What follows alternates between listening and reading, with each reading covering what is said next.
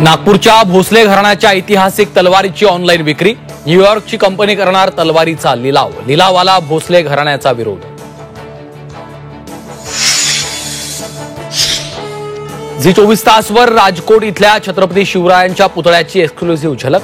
83 फूट उंच तलवारधारी पुतळ्याचं काम अंतिम टप्प्यात।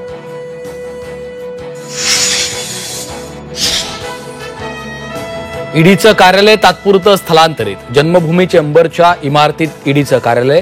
सरकारकडून बीकेसी मध्ये कार्यालयासाठी जागा। लवकरच ईडीचं कार्यालय बीकेसी मध्ये जाणार। मुंबईतील एल्फिन्स्टन ब्रिज परिसरातील 19 इमारतींच्या पुनर्विकासाचा प्रश्न सुटला। एमएमआरडीए करणार क्लस्टरमध्ये पुनर्विकास।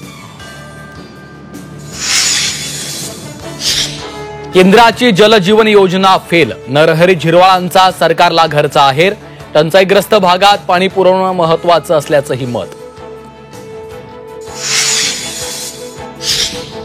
सोलापूर कृषी उत्पन्न बाजार समितीवर आमदार सचिन कल्याण शेट्टींच्या पॅनलचा दणदणीत विजय।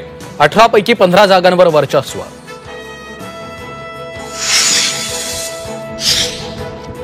अमरावती जिल्ह्यातील 776 गावांमध्ये तीव्र पाणी टंचाई। मेळघाटातील चिखलदरा आणि धारणी तालुक्यात सर्वाधिक पाणी टंचाई। मेळघाटातील 30 गावात अद्याप टँकर जाऊ शकत नसल्याचं भीषण वास्तव।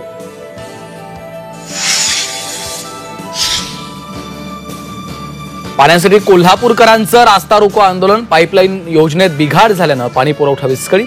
कोल्हापूरकर रस्त्यावर।